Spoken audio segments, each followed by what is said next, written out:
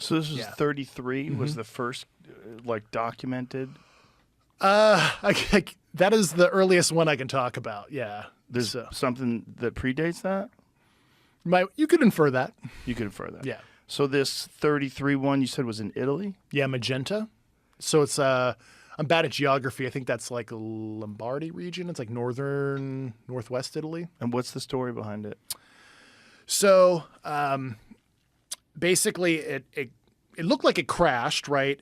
The original shape most likely was like a lenticular disc-like craft, with like two dinner plates. What right? does lenticular mean? So like two dinner plates, smushed together, right? The hump, and there's like a bubble on top. Like the classic saucer. Like that. Like that. Okay. But it looks like when it hits, the edges broke off, so it became this like bell or acorn shaped thing.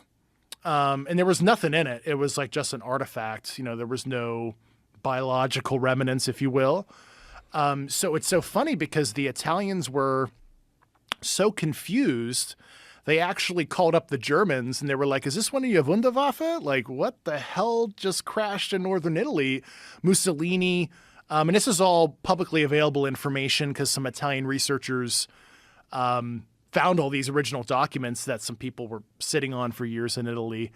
They put a gag order on the press, etc. And Mussolini asked the Germans to come down. And of course, the Germans came down and they were like, that is not ours, but let's look at it together. So that's kind of perhaps a tertiary reason the kind of Axis powers got together. I'm not saying that's like the reason, but I think the Italians and the Germans were so intrigued with what they found from like an artifact perspective.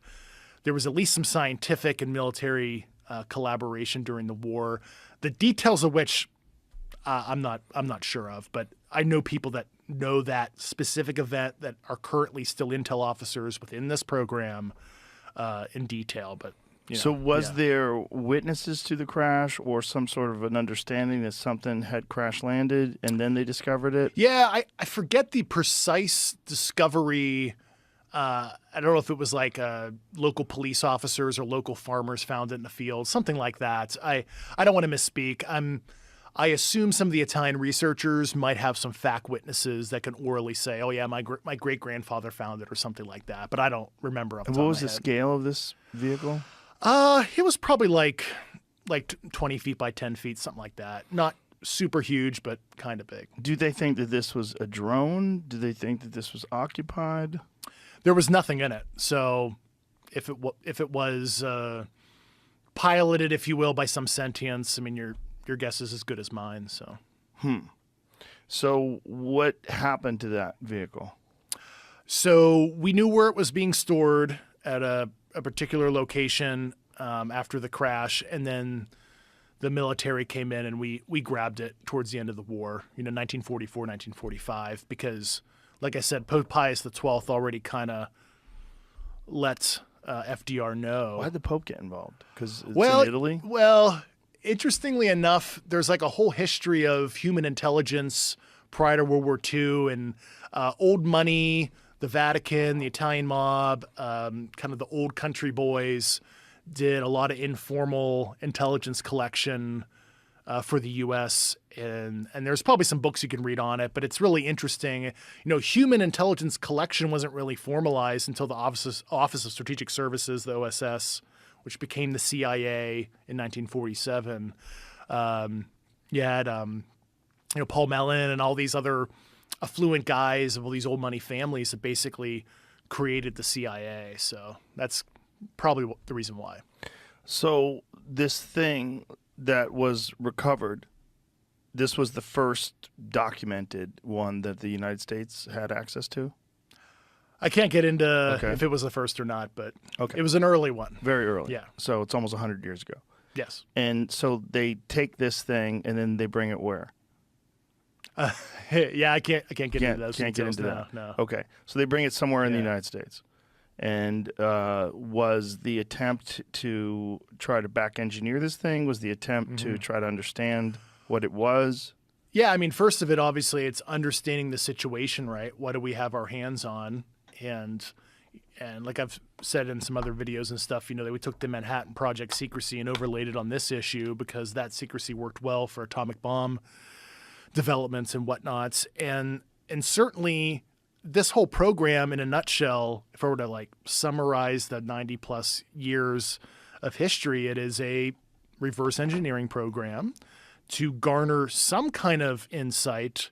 And of course, not a lot of the things that we've learned from it are like directly, you know, ripped off the technology we found, but it has inspired other innovations that made its way into other U.S. classified programs over the year for national defense reasons, you know, and it's a myriad of different things. So The UFO folklore is that this is where fiber optics were discovered first.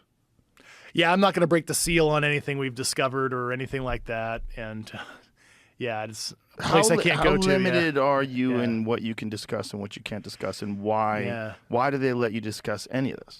Yeah, so anything sensitive that I want to say as it relates to like U.S. government activity, whether it be intelligence stuff, military stuff, etc., I have to submit it through what they call DOPSR, DoD Office of Pre-Publication and Security Review. That is something anybody who's been an intel officer, anybody with like a clearance, has to submit that kind of stuff. Now, obviously, if you're writing a book about gardening, you don't have to. But if you're going to talk about anything military and intelligence related, you have to submit. So it's kind of a catch-22 for this office, right? They're only looking at it from a security perspective.